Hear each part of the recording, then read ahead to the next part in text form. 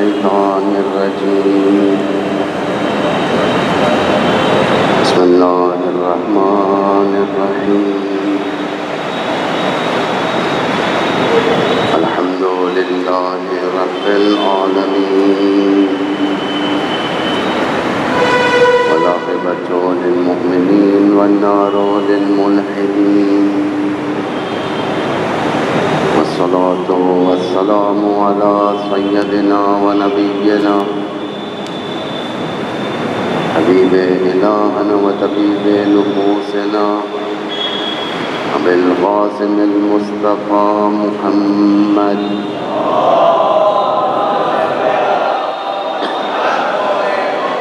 وعلى آله الطيبين الأطهرين المنتجبين المطهرين المعصومين المكتومين الهداة المهديين والحماة المستضعفين لا سيما بقية الله في الأرضين ولعنة الله على أعدائهم من الآن إلى يوم الدين أما بعد فقد قال الله تبارك وتعالى بسم الله الرحمن الرحيم أم يحسدون الناس على ما آتاهم الله من فضله فقد آتينا آل إبراهيم الكتاب والحكمة وآتيناهم ملكا عظيما صلوات محمد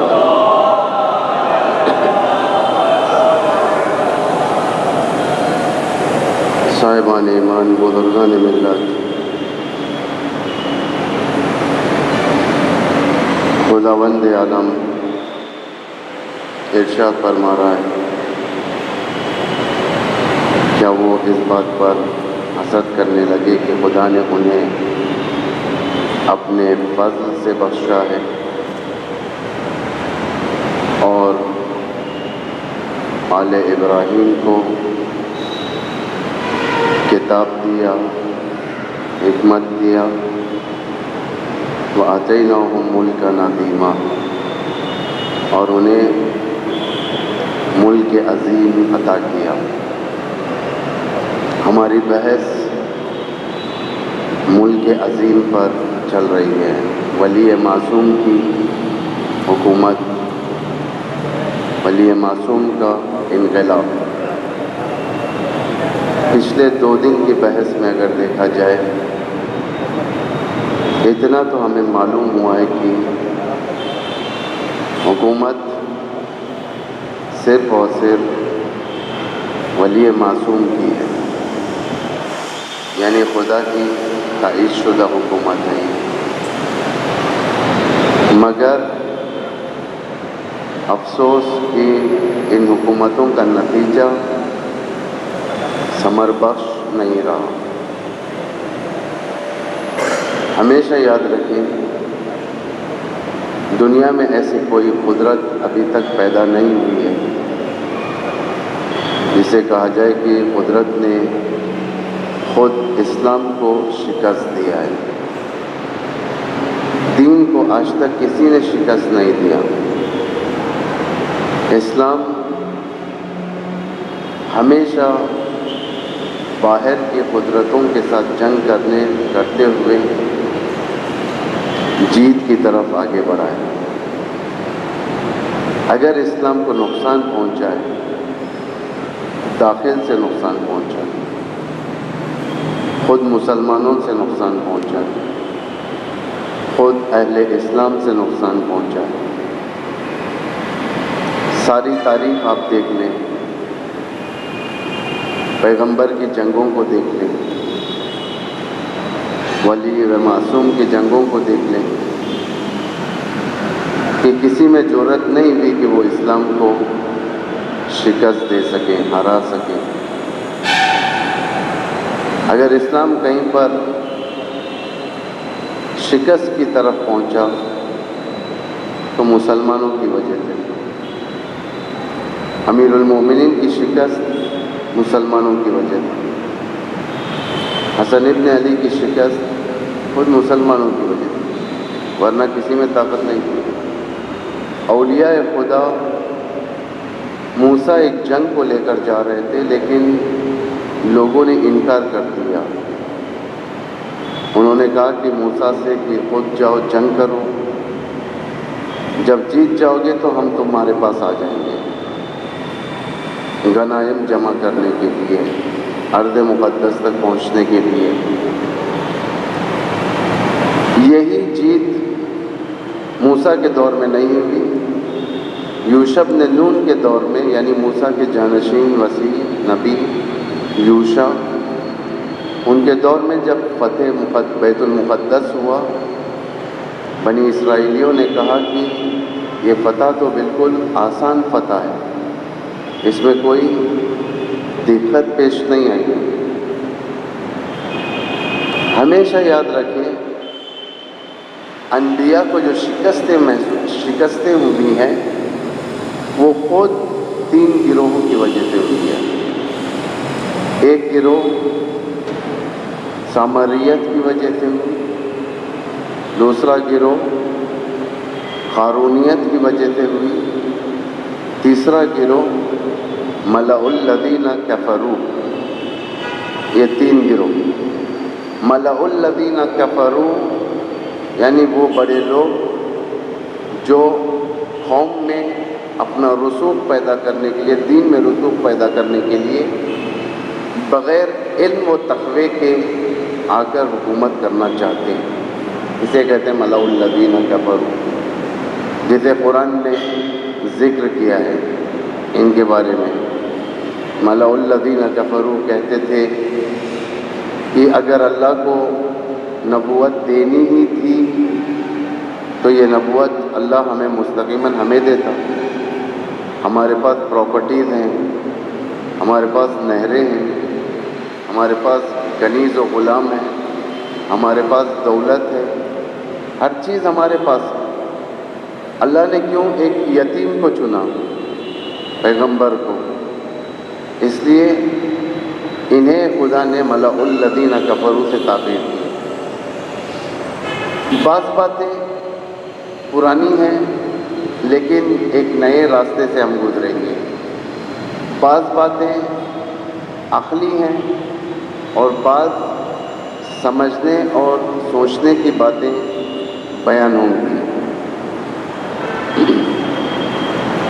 سب سے پہلے ہم لوگ قارونیت کے اوپر نگاہ کریں۔ قارون، موسیٰ کا انقلاب جو ناکام ہوا، اس ناکامی کے اندر یہ 2 عظیم صفتیں موجود تھیں جس بنا پر موسیٰ اپنے انقلاب کو آگے نہیں بڑھا سکے۔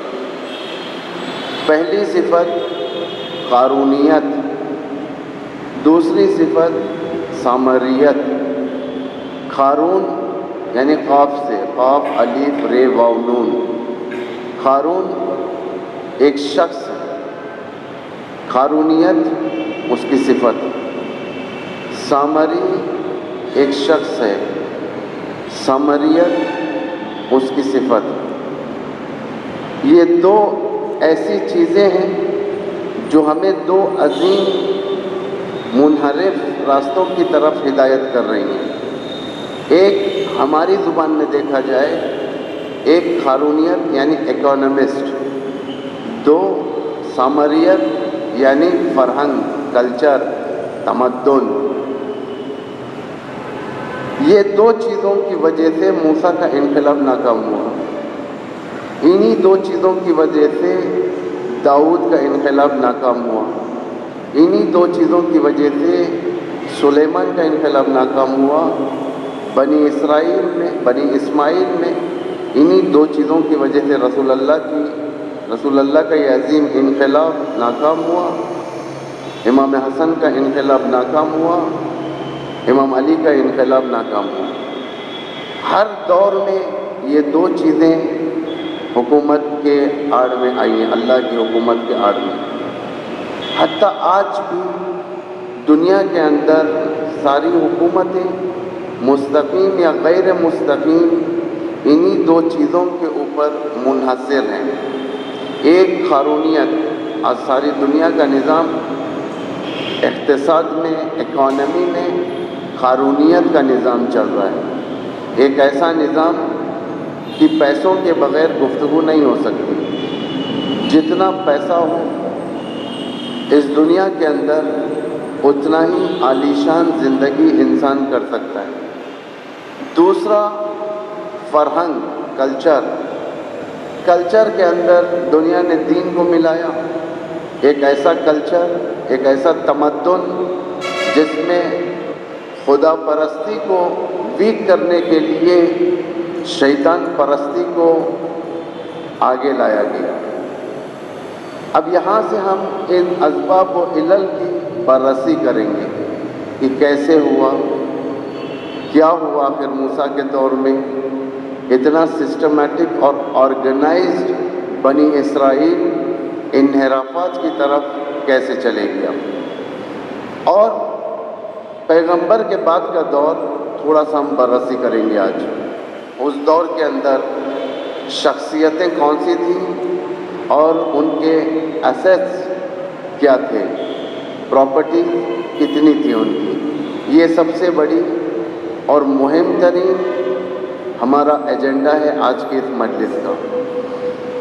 آئے موسیٰ کے دور کی طرف جائیں، کیونکہ ہم لفظ نبوت کو نہیں دیکھ رہے۔ نبوت ایک محترم اللہ کا نبی ہے، لیکن لفظ ولی معصوم اپنے ذہنوں میں رکھیں کہ ولی معصوم اور اس کی حکومت، ولی معصوم کی حکومت، کہ کون سی چیز ولی معصوم کی حکومت کو ناکام کر دیتی ہے، یعنی کامیاب نہیں کرتی۔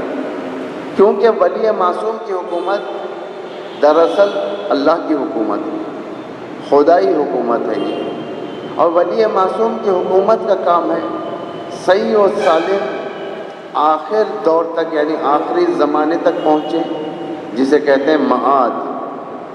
لیکن آج تک کوئی ولی معصوم کی حکومت وہاں تک نہیں پہنچی۔ امید ہے، انشاءاللہ اعتماد ہے خدائی قدرت پر، اہل ایمان کے جذبے پر، ایک حکومت امام زمانہ اربعون لہ الفدا کے سائے میں، ان کی سرپرستی اور ان کی امامت میں یہ حکومت انت تک پہنچ کے رہے گی۔ ایک صلوات پڑھے محمد والے محمد۔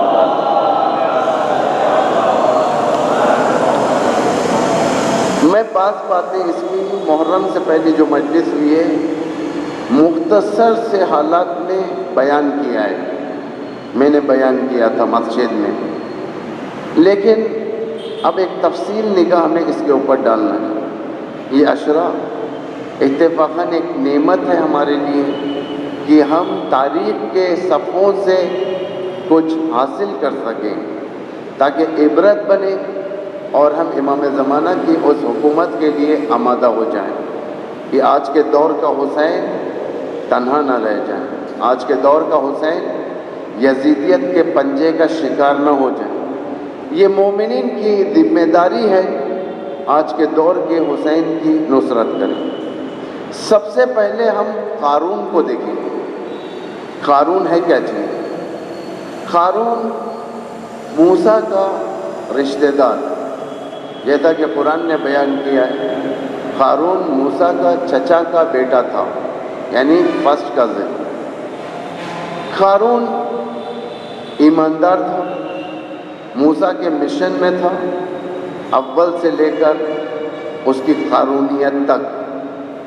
قارون کے بارے میں قرآن نے بہت کچھ بیان کیا سورہ طٰہٰ میں، اور اس سورہ کے اندر قارون کا نام پروردگار نے 4 مرتبہ لیا۔ قارون کے بارے میں یہ سب سے پہلے خدا نے بتایا کہ قارون موسیٰ کی قوم کا تھا۔ ایک قارون کو ہم نے کنوز دیے، خزانے دیے۔ اللہ خود کہہ رہا ہے، اس بات کو ایڈمٹ کر رہا ہے قرآن میں، ہم نے قارون کو خزانے دیے۔ قارون کا تبصرہ خدا نے بڑے ایک انوکھے انداز میں کیا ہے کہ لوگ حیران رہ جائیں، سوچتے رہ جائیں کہ یہ آخر قارون ہے کیا چیز جو خدا ایک آیتوں کے ماتحت قارونیت کو اجاگر کر رہا ہے، یعنی خداوند قارونیت کو اعلان کر رہا ہے کہ ایک قارونیت موسیٰ کے ٹریک سے ہٹا کر فرعون کے ٹریک پر لگا دیتی ہے، اسے کہتے ہیں قارون۔ قارون پہلے متدین تھا، ایماندار تھا، مڈل کلاس کا آدمی تھا۔ قارون کے اندر غرور نہیں تھا، جب تک پیسہ نہیں تھا موسیٰ کے ساتھ اچھا تھا۔ آپ کو معلوم ہونا چاہیے کہ موسیٰ کے دور میں مختلف عذابات نازل ہوئے، یعنی خدائی معجزے والا عذاب، معجزے والے عذاب 9 عذاب ہوئے، جس میں پانی کا خون ہو جانا، ٹڈیوں کا آنا، اور نہ جانے مختلف عذابات جو آسمانی عذابات جو فرعونیوں کے اوپر آتے تھے۔ موسیٰ سے فرعون نیگوشیٹ کرتا تھا، کہتا تھا کہ ہم سے غلطی ہو گئی ہے، آ جائے۔ موسیٰ کہتے تھے دین کی طرف آ، اسلام کی طرف آ، لیکن فرعون آنے سے رہا۔ جب حد بڑھ گئی تھی تو پانی کا عذاب اللہ نے نازل کیا، پانی کا خون ہو جانا، یعنی پانی خون میں تبدیل ہو جانا۔ جب بھی یہ لوگ پانی اٹھاتے تھے کاسے میں پینے کے لیے، پانی ہوتا تھا، جب اپنے ہونٹوں کے پاس لے کر جاتے تھے یہ پانی خون میں تبدیل ہو جاتا تھا۔ مشکل ہو رہی تھی انہیں۔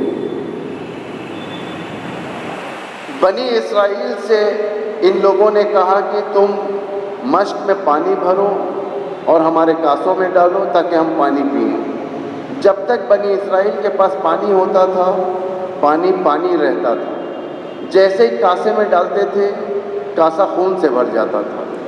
حد نوبت یہ آ چکی تھی بنی اسرائیل کی، بنی اسرائیل کہنے لگے تم پانی اپنے منہ میں لو، اپنے منہ کے ذریعے سے ہمارے منہ میں ڈالو، یعنی پانی منہ میں لیا، جو پانی منہ میں جمع ہے وہ فرعونیوں کے منہ میں ڈالنا ہے، یعنی منہ سے پانی ڈالنا ہے۔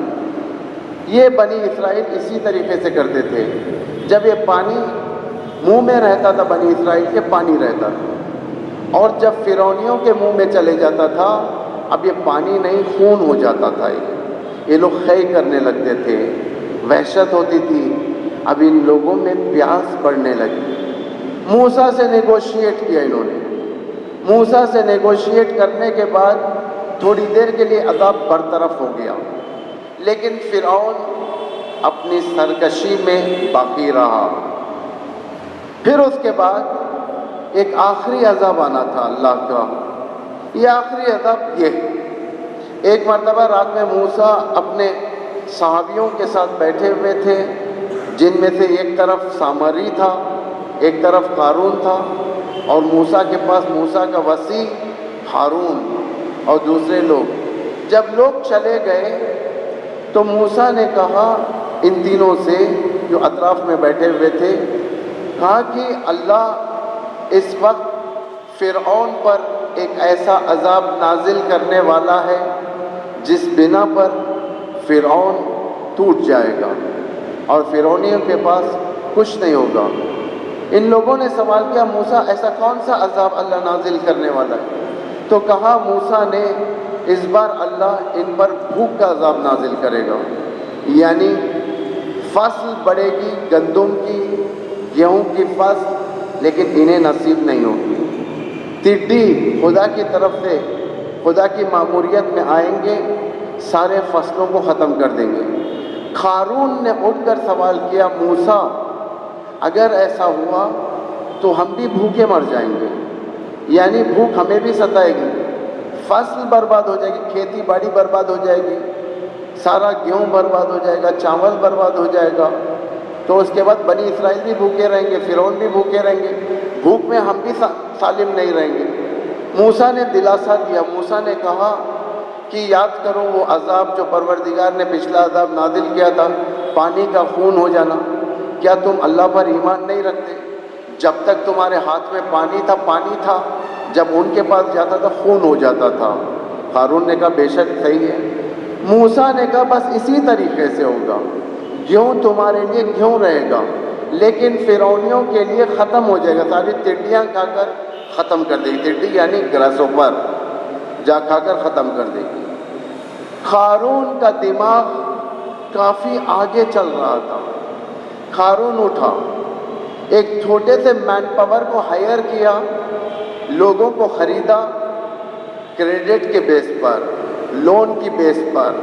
پھر ایک جگہ سے لون لیا، بڑا لون، کہا کہ یہ لون میں جلدی تمہیں لوٹا دوں گا. لینے کے بعد جو نیچ طبقے کے لوگ تھے، جو نوکر کا کام، امپلائی کا کام یا یوں کر رہے تھے، لیبر کا کام کیا کرتے تھے، انہیں انگیج کیا. انگیج کرنے کے بعد کئی باغات کو، فارمز کو گدے پر خریدا. دیکھیں یہ تاریخ ہے، اسے دقیق آپ لوگ سنیں، اس لیے کہ اس میں جو ہم نتیجہ آج نکالنے والے ہیں بڑا گہرا نتیجہ ہے یہ قارونیت کا. قارونیت جسے انگلش میں اگر کہا جائے قارونزم، جیسا کیپٹلزم، جس طریقے سے کمیونزم، جس طریقے سے سوشلزم، جس طریقے سے یہ جتنے ازم ہے، ویسا قارونزم، سامریزم. یعنی اس کو یاد رکھنا پڑے گا آپ کو. سامری صرف اس دور کا آدمی تھا، لیکن سامریزم آج بھی ہے. قارون اس دور کا آدمی تھا، قارونزم آج بھی ہے.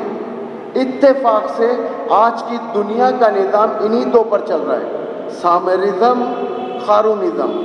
اکانومی، کلچر، یہ دو چیزوں کے اوپر نظام سارا دنیا کا آج مستقر ہے.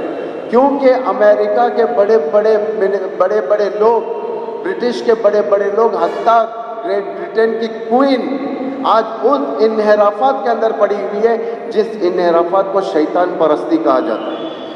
شیطان کی عبادت کرنا، جس کے بارے میں خدا کہہ رہا ہے قرآن میں، اللہ تعبدوا الشیطان انہ لکم عدو مبین.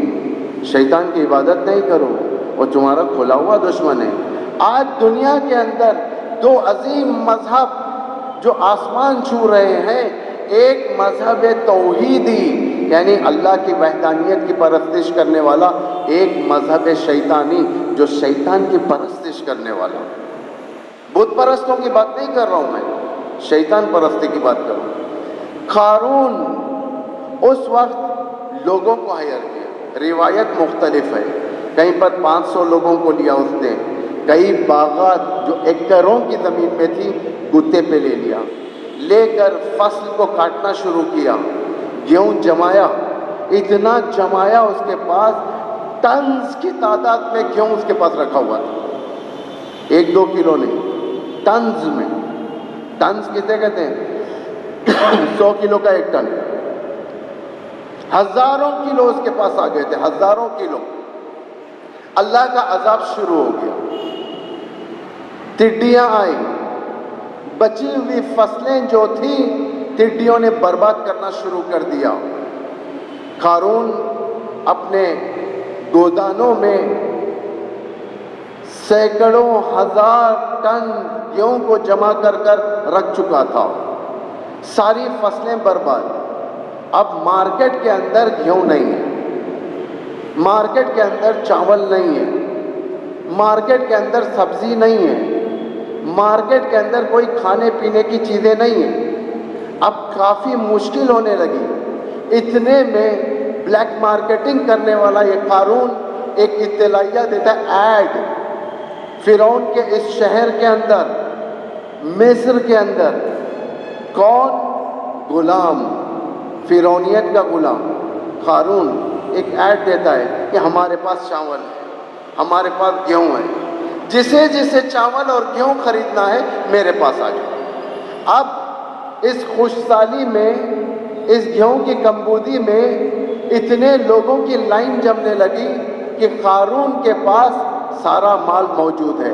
اب جب خریدی کی نوبت آئی، قارون نے کہا 1 کلو گیہوں 1 کلو سونے کے عوض میں. 1 کلو گیہوں. قارون مڈل کلاس کا آدمی تھا. قارون وہ آدمی تھا جو ہینڈ ٹو ماؤتھ کا حساب تھا اس کا، یعنی جتنا ملتا تھا پیسہ کھا کر ختم کر دینا، عبادت کرنا، عبادت کرنے کے بعد آرام سے رہنا، موسیٰ سے کچھ سیکھنا. لیکن قارون پڑھا لکھا تھا، قارون اکانومسٹ تھا اس دور کا. قارون جب تک مصر کے اندر فرعونیوں کے ماتحت تھا، اسی طریقے سے چال بازی کے ذریعے سے اپنا روز کا خرچہ نکالا کرتا تھا، اتنا انٹیلیجنٹ تھا۔ یہ بہت بڑی بات ہے، یہ کوئی معمولی بات نہیں ہے۔ جب میں بامبے گیا ہوا تھا، بامبے میں ایسے لوگوں سے میں نے ملاقات کیا تھا، ان کا ماننا یہ ہے کہ یعنی ایک گلی کے کونے سے لے کر سڑک تک پہنچنے تک یہ فون پر اس طریقے سے تیزی کا معاملہ کرتے ہیں کہ اتنی دیر کے اندر ان کے اکاؤنٹ میں 500 روپے آ جاتے ہیں چلتے پھرتے، یعنی اتنا فاسٹ لیونگ، یعنی چلتے پھرتے پیسہ کمانا۔ قارون اس مزاج کا تھا کہ چلتے پھرتے پیسہ کما لیا کرتا تھا، کبھی فرعونیوں کے پاس، کبھی بنی اسرائیل کے پاس، کبھی کبھی فرعون کے دربار میں، کبھی بادشاہوں کے پاس، کبھی منسٹرز کے پاس، اس طریقے سے پیسہ کماتا تھا۔ عقل تیز تھا، اکانومسٹ تھا، یہ ظاہر بات ہے اپنی اکانومی کو گرنے نہیں دیتا۔ 1 کلو گیہوں کے عوض 1 کلو سونا۔ فرعونی کہتے تھے اتنا مہنگا کاروبار تمہارا ہے، یہ 1 کلو گندم 1 کلو سونا، یہ نہیں ہو سکتا۔ تو قارون نے کہا کہ پھر یہ بھی نہیں ہو سکتا، ہم تمہیں گیہوں نہیں دے سکتے۔ مجبوراً فرعونی گیہوں لینے کے خاطر 1 کاسہ گیہوں، یعنی ہماری زبان میں 1 کلو، 1 کاسہ گیہوں لینے کے خاطر 1 کلو سونا لا کر دیتے تھے۔ کتنے لوگ آ کر خریدے ہوں گے؟ حساب ڈالیں آپ لوگ، 1 کلو، ایک دن میں 50، اگر آدمیوں کو 50 کلو گیہوں اگر بیچتا ہے قارون، 50 کلو سونا اس کے اکاؤنٹ میں آ گیا۔ کتنا فاسٹ منی میکنگ کا مزاج رکھتا تھا یہ، بلیک مارکیٹنگ کا دھندا کھول چکا تھا۔ بنی اسرائیل پریشان ہو چکی تھی۔ فاسٹسٹ منی میکنگ قارون تھا کہ ایک چھوٹے سے وقت میں اتنا بڑا امیر ہو گیا، اتنا بڑا پیسے والا ہو گیا، کئی اونٹوں پر اس کے خزانے کے چابیاں لادی جاتی تھی۔ کس پر؟ اونٹوں پر۔ ایک مڈل کلاس کا آدمی، صحابی رسول کا، جس کے پاس عبادت کے علاوہ کچھ نہیں تھا، روزمرہ کی زندگی میں ہینڈ ٹو ماؤتھ کا حساب تھا، اب اتنا بڑا پیسے والا ہو گیا کہ اب موسیٰ کے لیے اسے کوئی ٹائم نہیں رہا۔ دیکھیں قارونیت کس طریقے سے ولی خدا کے ٹریک سے ہٹا کر فرعون کے ٹریک پر لگاتی ہے۔ قارون کا دوسرا کام، فرعون نے پیغام بھیجا، کیونکہ اب وہ رچ ہو گیا تھا، ضروری نہیں فرعون اس کے برابر کا رچ ہو، فرعون سے زیادہ رچ تھا، فرعون سے زیادہ امیر تھا۔ آج بھی ہیں لوگ، آج بھی دنیا کے اندر 300 ایسے پریوار ہیں جو دنیا کے بادشاہوں کو خرید سکتے ہیں، وہ لوگ آج بھی دنیا کے اندر ہیں لوگ، یعنی کوئی ضروری نہیں حکومت پر آنے والا شخص ہی امیر ہو، نہیں، پردھان منتری اتنا امیر نہیں ہے جتنا بامبے کے تجار، بعض نام نہاد تجار امیر ہیں، بہت امیر ہوتے ہیں، یعنی یہ لوگ چاہیں تو حاکم کو اپنے گھر بلا لیں، اتنے امیر ہوتے ہیں لوگ۔ قارون اسی طریقے سے ہوا۔ اتفاقاً فرعون نے نیگوشیٹ کرنا شروع کیا، برادری جتائی، کہا کہ تم ہمارے سٹیٹس کے ہو، آؤ ہمارے ساتھ بیٹھو، بات کرو، دربار میں بیٹھیں گے، ہم بات کریں گے۔ قارون نے نیگوشیٹ کیا، کہا کہ تم کچھ مہنگا بیچ رہے ہو گیہوں، کچھ کم کرو۔ اتنا یہ فرعون سے نزدیک ہو گیا کہ اب فرعون کو لبخند دینے لگا۔ فرعون سے کہا کہ میں تمہارے لیے کنسیشن کر دوں گا، بالکل آج کے دور کی طرح۔ اتفاقاً دیکھیں، فرعون اس دور کا شیطان اکبر، اس دور کا شیطان اکبر جس کے اندر لوگ شیطان اکبر سے ملاقات کرنا، شیطان اکبر کے مصر کی طرف جانا افتخار سمجھتے تھے، فخر سمجھتے تھے، لوگ جا کر ملاقات کرنا۔ دھیرے دھیرے سے خدا کیا کہہ رہا ہے قرآن میں؟ اللہ تتبعوا خطوات الشیطان، اللہ یہ نہیں کہہ رہا ہے کہ تم شیطانی نہیں بن جاؤ، بلکہ کہہ رہا ہے تم شیطان کے نقش قدم پر نہ چلو، کیونکہ شیطان چھوٹی چیز سے تمہیں بڑے گناہ کی طرف لے کر جاتا ہے، چھوٹی سے چھوٹی چیز سے شیطان کا کام ہی یہی ہے۔ اسی طریقے سے قارون کو ولی خدا سے کٹا کر فرعون کے پاس کر دیا، معلوم تک نہیں ہوا۔ اسی طریقے سے جس طریقے سے ابن ملجم کو کیا، جس طریقے سے شمر کو کیا۔ ابن ملجم کون تھا؟ شمر کون تھا؟ شمر علی کے لشکر کے بٹالین کا ایک جنرل تھا۔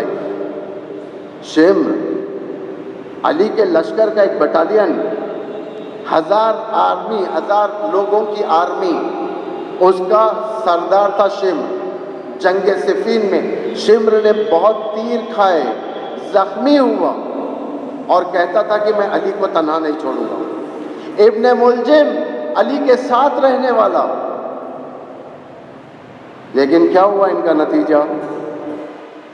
سر پر مار کرنے والا ابن ملجم تھا۔ کس طریقے سے آئے؟ شمر اسی علی کے بیٹے کے سینے پر سوار ہوا، جسے امام زمانہ زیارت ناہیہ میں فرماتے الشمر جالس علی صدرک، شمر سینے ابا عبداللہ پر سوار ہوا۔ کہاں تھا؟ کیسے نکل کر یہاں تک آ گیا؟ کیسے دوست سے دشمن ہو گیا؟ اسے خود معلوم نہیں ہوا۔ یعنی ایسے دوستی سے نکلا، دشمنی کی طرف آیا کہ ابا ولی معصوم کا سر کاٹنے کے لیے آمادہ ہو گیا۔ اسے کہتے ہیں قارونیت۔ اگر آپ شمر اور ابن ملجم کی بایوگرافی پر نظر کریں گے، ان کی زندگی پر نظر کریں گے، بعض چیزیں ایسی ہیں جو خطرناک ہیں۔ پہلی چیز، شمر دولت پسند تھا، یعنی یہ چاہتا تھا کہ کسی بھی طریقے سے میرے اکاؤنٹ میں پیسہ آ جائے، کہیں سے بھی آؤ، دولت پسند۔ شمر، اس کے اندر ایک بد فطرتی یہ تھی کہ وہ لوگوں کا مذاق اڑایا کرتا تھا۔ پہلے محلوں والوں کا مذاق اڑاتا تھا، ہوتے ہوتے بے حیا ہوا، اس کے بعد شہر والوں کا مذاق، اس کے بعد علماؤں کا مذاق، حد یہ ہو گئی تھی یہ امامت کا مذاق اڑانے لگا۔ دیکھیں یہ سب صفات ہیں یہ، کیونکہ یہ سب اسی کے ذریعے سے انسان امامت کے مقابل میں آ جاتا ہے۔ شمر حرام خور تھا، یعنی کسی بھی جگہ پر اپنے قوت بازو کے ذریعے سے کوئی کام کرنا چاہتا تھا، پہلے رشوت لیتا تھا، پیسہ لیتا تھا، لوگوں کا کام کرتا تھا، پیسہ لیتا تھا، اتنا حرام خور ہوا۔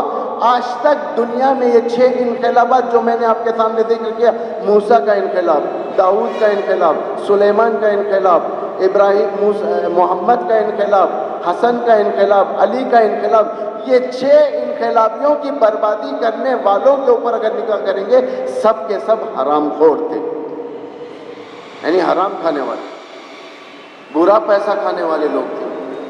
اسی لیے تو امام حسین نے کربلا میں فرمایا تھا کہ تمہارے اندر اتنا مال حرام بڑھ چکا ہے کہ تمہیں امام کی بات سمجھ میں نہیں آ رہی۔ حرام خور تھے یہ لوگ، اسی لیے امام کے مقابل میں آئے۔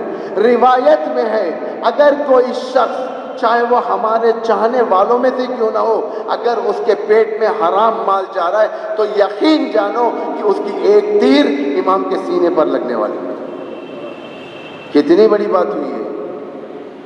قارون کی حرام خوری نے موسیٰ سے دور کر دیا۔ لشکر، لوگ، صرف اس کی چابیاں، قارون کی چابیاں 100 سے زیادہ اونٹوں پر لادی جاتی تھی۔ 100 سے زیادہ اونٹیں چابی، اس کی خزانے کی چابیوں کو لاد کر لے کر جاتے تھے۔ یہ تھا قارون۔ یہ انقلاب کے اوپر اثر موسیٰ کے انقلاب کے اوپر اس جیسے کے ذریعے سے ہوا۔ آئے پیغمبر کے دور میں دیکھیں، یعنی عزیزو، اسلام سب سے پہلے، اسلام دولت کمانے کا مخالف نہیں، اسلام یہ نہیں کہتا کہ تم غریب کی زندگی کرو، اسلام کہتا ہے تم اچھی سے اچھی زندگی کرو، بہترین زندگی کرو۔ حتیٰ علماؤں کے بارے میں تاکید یہ ہے کہ صاحب استطاعت لوگ علم دین حاصل کریں، علماؤں کے بارے میں۔ کیوں؟ اس لیے کہ وہ کسی کے محتاج نہ بنے، اس لیے کہ اگر وہ دین کی خدمت کرے تو اللہ کو پیش نظر رکھے، امام کی مرضی کو پیش نظر رکھیں۔ اسلام منع کرتا ہے کہ تم اپنے آپ کو غربت کے منزل پر نہ پہنچو۔ امام علی نے اپنے فرزند سے کیا کہا تھا؟ یا بنائی، اے میرے فرزند، انی اخاف علیک الفقر، میں تمہارے بارے میں غربت سے خوف کھاتا ہوں۔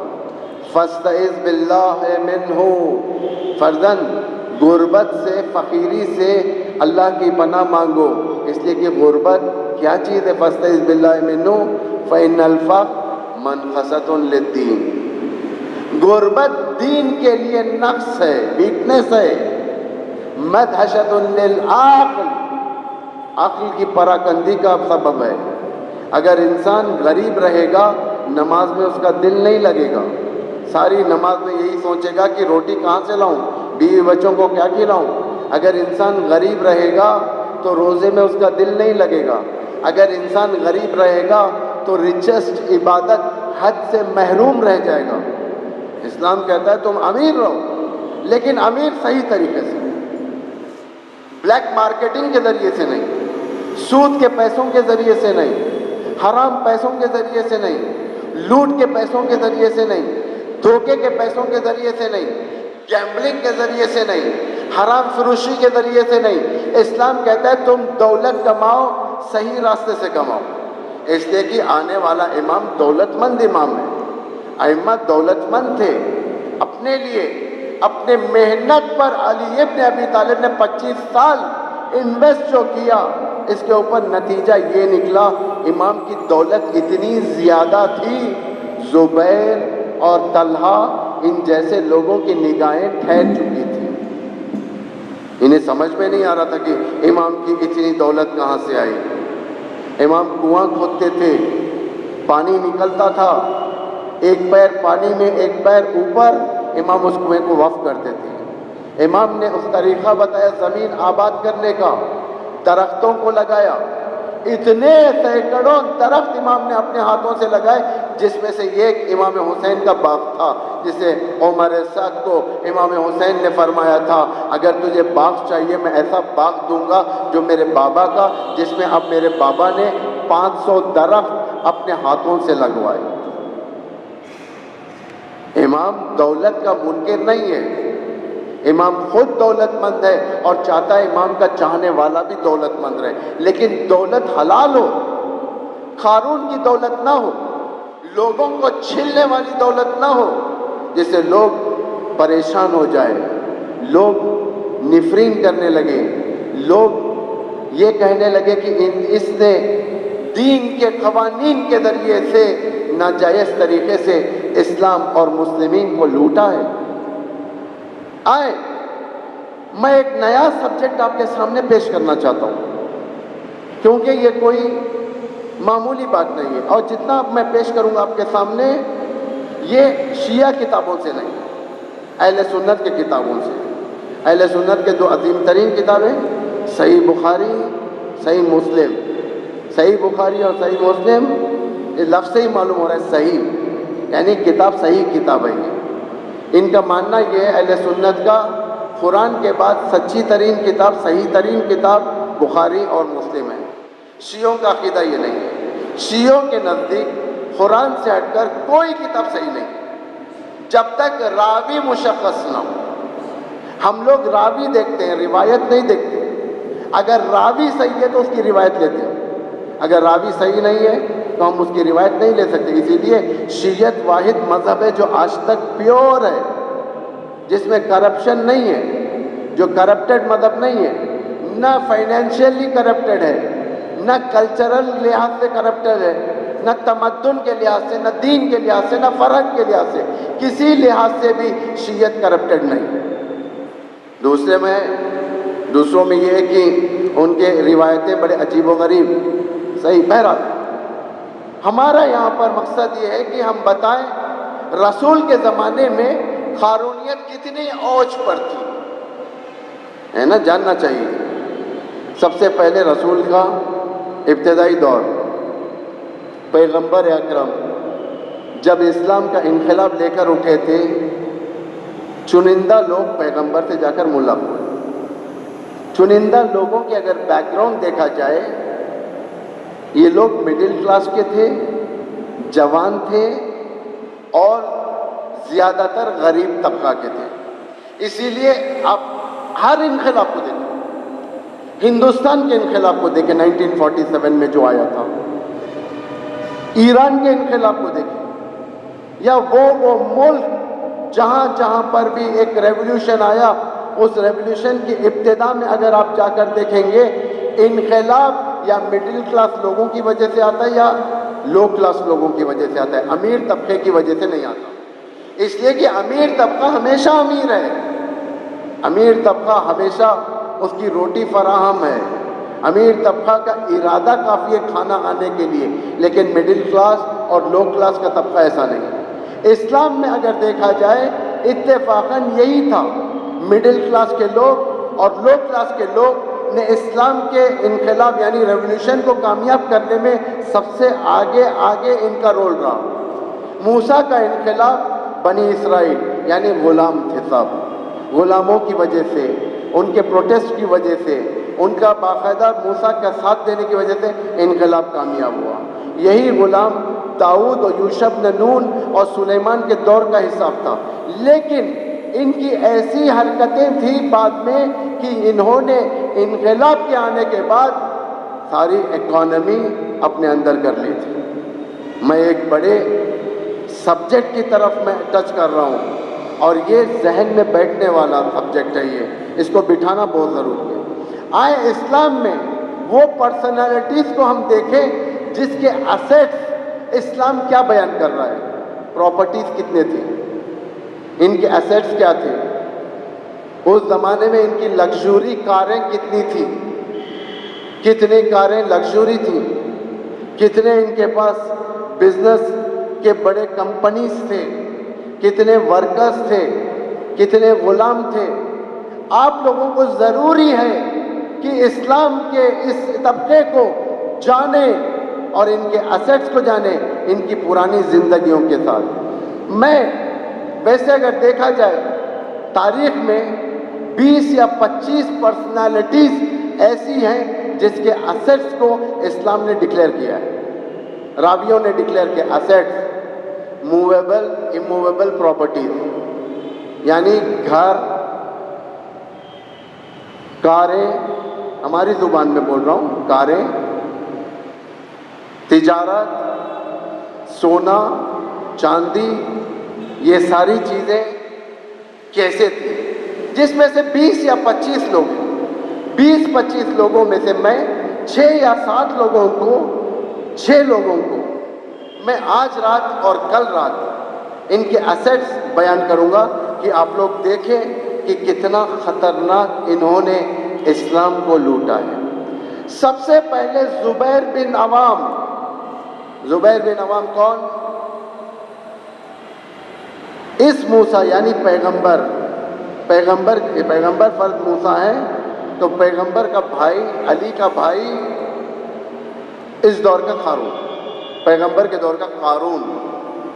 جس طریقے سے موسیٰ تھے، موسیٰ کا بھائی، رشتے کا چچا کا لڑکا، فرسٹ کزن، بھائی تھا قارون، اسی طریقے سے زبیر بن عوام، علی کا پھپھیرا بھائی، امیر المومنین کا پھوپھی کا لڑکا، یعنی دونوں بھائی تھے، پھوپھی اور ماموں دونوں تھے رشتے میں یہ لوگ۔ اس کی زندگی دیکھا جائے تو اس کی زندگی مڈل کلاس کی تھی۔ 14 یا 15 ایئرس کی ایج میں ایمان لے کر آیا تھا، یہ مسلمان بنا تھا، انٹیلیجنٹ، پڑھا لکھا، پیغمبر سے محبت کرنے والا، علی سے محبت کرنے والا، ہمیشہ ساتھ رہنے والا، فرسٹ انٹیلیجنس آفیسر رسول کے لشکر کا زبیر بن عوام تھا۔ ہماری زبان میں انٹیلیجنس منسٹر، یعنی ساری اسپائی کرنے کا عہدہ زبیر کو تھا۔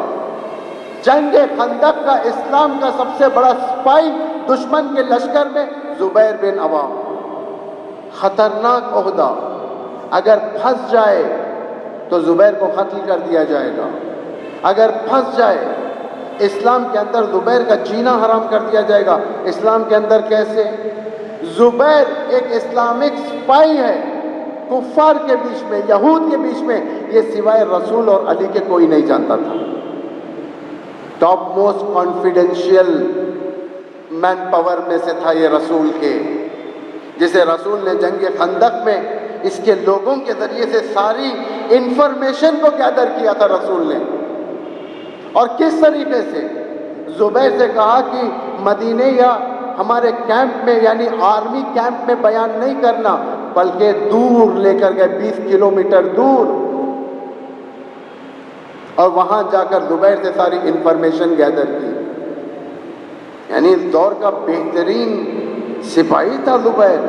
زبیر کو اسلام نے آنر کیا۔ آنر کس لحاظ سے کیا؟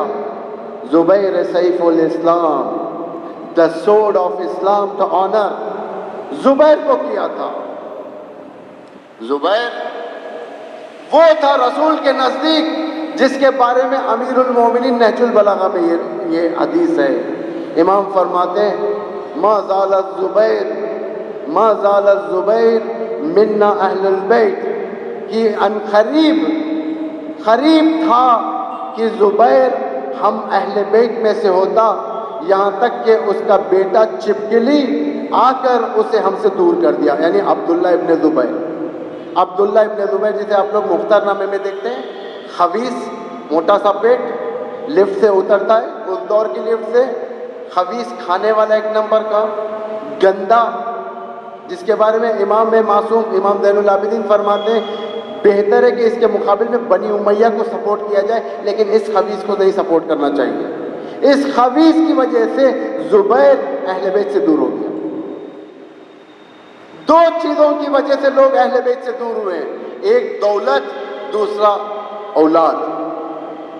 قرآن کی آیت سورہ منافقون، یا ایھا الذین آمنوا لا تلھکم اموالکم واولادکم عن ذکر اللہ ومن یفعل ذلک فاولئک ھم الخاسرون۔ اے ایمان والو، کہیں ایسا نہ ہو کہ تمہاری اولاد، تمہارے اموال، تمہاری اولاد اور پیسہ تمہیں اللہ سے دور کر دے، ذکر خدا سے دور کر دے۔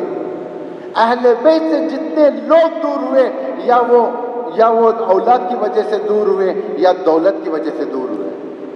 زبیر اولاد کی وجہ سے دور ہوا، شمر دولت کی وجہ سے دور ہوا، عمر سعد دولت کی وجہ سے دور ہوا، محمد بن اشد دولت کی وجہ سے دور ہوا۔ جتنے اسیٹس والے یہاں پر ہیں، جن کے ہائی اسیٹس ہیں، سب کی اولادیں حسین کے قتل میں کربلا میں آئی تھی، والنٹیئرلی آئی تھی۔ آئیں اسیٹس کی طرف دیکھیں۔ زبیر جس کا بیک گراؤنڈ یہ تھا، جو نارمل لائف کرنے والا تھا، مدینے میں ایک چھوٹا سا گھر تھا، جس گھر کے بارے میں بتایا جاتا ہے اس دور میں 2 گراؤنڈ سے زیادہ نہیں تھا اس کا گھر۔ 2 گراؤنڈ البتہ آج بہت بڑی چیز ہے، شہر کے اندر، چنئی کے اندر اگر کسی کے پاس 2 گراؤنڈ ہو، وہ بہت بڑا آدمی ہے، وہ کروڑ پتی ہے۔ مدینے میں 2 گراؤنڈ کا گھر کوئی بڑی بات نہیں تھی، 2 گراؤنڈ کا گھر اس کے پاس تھا۔ اب اسلام کے وقت جس میں پرندے تھے، اس میں بکریاں تھیں تھوڑی، ایک گھوڑا تھا اسٹیبل، یعنی پرانا قسم کا گھوڑا جس کی زیادہ ویلیو نہیں تھی، جیسا ہماری زبان میں کہا جائے کہ پرانی گاڑی ایمبیسڈر، اس ٹائپ کی گاڑی رکھنے والا تھا زبیر۔ چھوٹا سا گھر، جو بھی مال غنیمت میں سے ملتا تھا لے کر آتا تھا۔ بیوی کہتی تھی گھر کو فرش نہیں ہے، ایک قالین ڈالی جائے۔ جا کر بازار سے سیکنڈ ہینڈ قالین لے کر آیا تھا زبیر اپنے گھر کے لیے، جو قالین پھٹ چکی تھی اس کو سی کر اپنے گھر میں بچھایا۔ آرمی آفیسر اسلام کا، سیکنڈ ہینڈ قالین، تکیے، برتن، سستے سے سستا مال اس کے گھر میں آتا تھا۔ دھیرے دھیرے سے پیسہ بڑھنے لگا۔ اس کے گھر میں بیوی نے کہا کہ قالین کا رنگ یہ ہے، پردوں کا رنگ ایسے ہونا چاہیے. دیکھیں شیطان کس طریقے سے بھڑکاتا ہے. آج بھی یہی حال ہے. آپ یہ نہ سمجھیں کہ ہم لوگ فرش اعضائے حسینی پر آتے ہم آج کے زبیر نہیں بن سکتے. بن سکتے ہیں زبیر ہم لوگ اگر اس راستے پر چلیں گے. تو آ گیا قالین اچھی لانا چاہیے. قالین اچھی آ گئی, بیچ گئی. کہا کہ قالین کے اوپر دیوار کو تکیہ لینے کے لیے یعنی سہارا لینے کے لیے پیچھے جو تکیے لگاتے ہیں عرب میں, یہ ذرا اچھا والا آنا چاہیے. اچھا والا لایا. اس کے بعد کہا کہ قالین کے رنگ کے مطابق کے پردے جو جنلوں کے اوپر ہیں کہ کھڑکیوں پر یہ پردے میچ نہیں ہو رہے, اچھے پردے لانا چاہیے. اچھے پردے آئے. بڑھنے لگا, رنگ لگا گھر کو. اس کے بعد گھوڑا بدلا.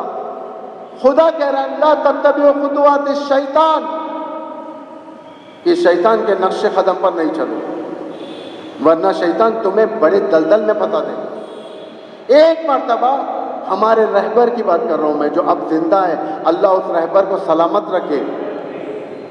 ایک مرتبہ اس رہبر کے گھر میں, یہ میں نے اپنے استادوں سے سنا ہے, رہبر کے گھر میں اتنا بڑا رہبر جو دنیا کے اوپر حکومت کر رہا ہے آج, جس کی ایک زبان سے سارے مسلمان اپنی تدبیروں کو کھول لیتے ہیں. ایک مرتبہ روٹی کی کمی تھی اس شخص کے گھر میں, رہبر کے گھر میں.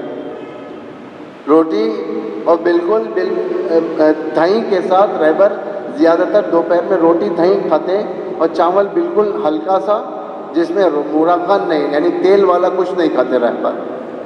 ایک مرتبہ رہبر نے چاول کو منہ میں ڈالا, ایسا احساس ہوا کہ روغن یعنی مسکے والا چاول رہبر کے زبان کے اوپر اثر کرنے لگا. رہبر کھا چکے چونکہ زوجہ نے دیا تھا. بعد میں زوجہ سے بڑے پیار سے پوچھا کہ یہ مرغن غذا تمہارے پاس آئی کہاں سے؟ ہمارے پاس تو مسکا نہیں تھا گھر میں, گھی نہیں تھا, پھر یہ غذا آئی کہاں سے؟ انہوں نے شرماتے شرماتے رہبر سے کہہ دیا کہ ایک حداد عادل رہبر کے سمدھی ہیں, انہوں نے لا کر گفٹ کیا تھا, اس لیے میں نے آج بنا دیا. رہبر نے وارن کیا, کہا کہ خبردار میری پرسنل لائف میں دخل نہیں دینا. 25 سال کی زندگی کا فرمایا. آج اگر رہبر کا دیکھا جائے, ایک ٹرالی جو کہ چین سٹور کے اندر ہوتی ہے, سارا سامان اس ٹرالی کے اندر آ جائے گا 25 سال میں. 25 سال رسول کے بعد گزرے تھے. رسول کی رحلت کے بعد علی کی ولایت تک یعنی علی کی ظاہری خلافت تک 25 سال میں ان لوگوں کا کیا حال ہو چکا تھا, کتنا انہوں نے جمع کیا تھا. پہلے زبیر بن عوام جس کا 2 گراؤنڈ کا گھر, معمولی سا فرش, معمولی سا گھوڑا, 25 سال کے اندر زبیر اتنا بڑا بزنس ٹائفون ہو گیا کہ اس کے ایسیٹس اسلام بیان کر رہا ہے کہ ایسیٹس دیکھو کہ کیا کیا ہے. آج زبیر کا بیان کروں گا, کل بقیہ کا بیان کروں گا. زبیر کے پہلے اموویبل پراپرٹیز, اموویبل یعنی ہلنے والی نہیں پراپرٹیز کو, مثلا گھر. مدینے کے اندر 12 محل, بنگلہ, محل مدینے کے اندر, جس میں سے 5 محل عقیق سے کاشتکاری تھے. عقیق ہے نا انگوٹھی میں جو پہنتے ہیں عقیق, یہ سارے محلوں کی بارڈرنگ, کھڑکیوں کی بارڈرنگ, آئینوں کی بارڈرنگ, یہ اندر کے یعنی گنبد کے اندر کے باقاعدہ بارڈرنگ, جتنی بارڈرنگ تھی عقیق اور چاندی, سلور, باقاعدہ چاندی کی بارڈرنگ. 12 محل جس میں سے 5 محل لگژوری, ہوا کا سسٹم, گرمیوں میں عرب کی ٹھنڈا رکھنے والا محل, سردیوں میں گرم رکھنے والا محل. اتنا پیارے محل کہ جب ایک دن محل میں دل نہیں لگتا تھا دوسرے محل کی طرف جاتا تھا, تیسرے محل کی طرف جاتا تھا. یہ مدینے کا.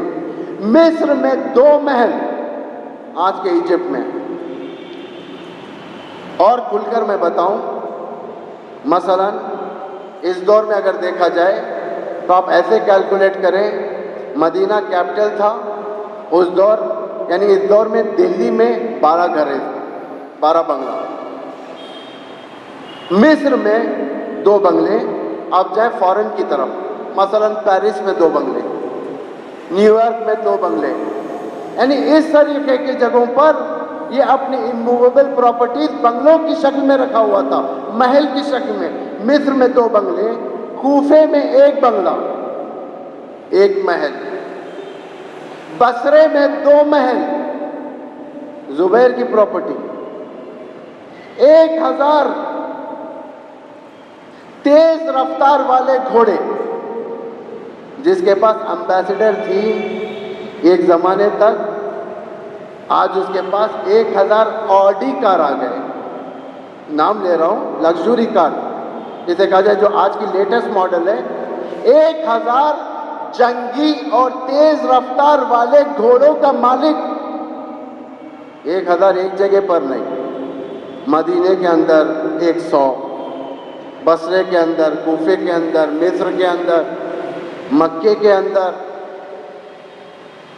لوگوں کو دیتا تھا کرائے پر، خود چلاتا تھا، ریچسٹ مین آن دی ارتھ۔ 1000 غلام اور کنیز مختلف شہروں میں، 1000 غلام اور کنیز۔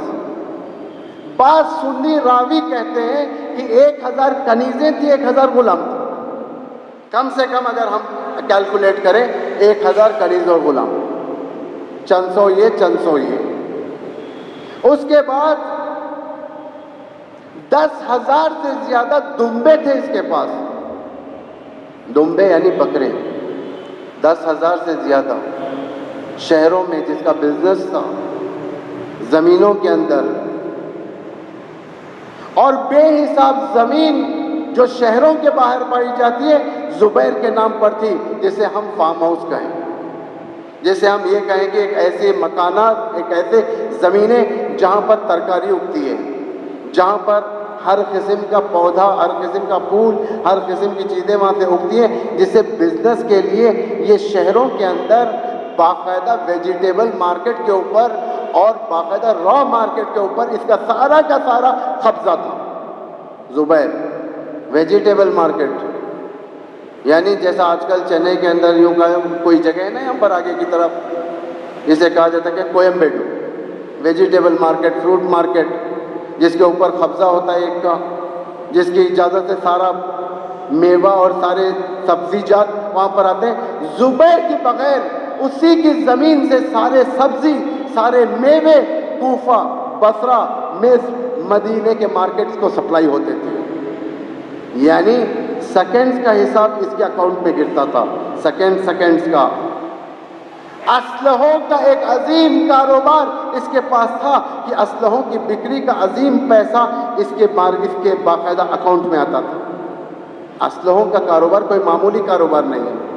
آج جائیں آپ لوگ ریسرچ کریں، امریکہ کا 1 سیکنڈ کا پیسہ جو نظامی پر خرچ ہوتا ہے، آرمی پر خرچ ہوتا ہے، اسلحوں پر خرچ ہوتا ہے، 1 سیکنڈ کا، 1 دن کا نہیں، 1 سیکنڈ کا، 1 منٹ کا نہیں، 1 سیکنڈ کا، $31,700 1 سیکنڈ کا، $31,700 1 سیکنڈ کا۔ 10 سیکنڈ کا کتنا ہوا؟ 60 سیکنڈ کا کتنا ہوا؟ 1 منٹ کا کتنا ہوا؟ 1 گھنٹے کا کتنا ہوا؟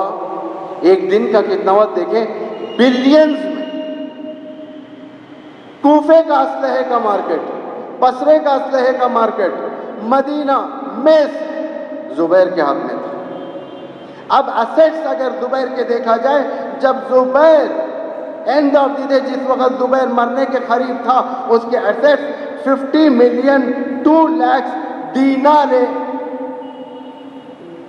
50 ملین 2 لاکھ گولڈن دینار اس کے ایسیٹس، 50 ملین بھائی، دنگ رہ گئے نا آپ۔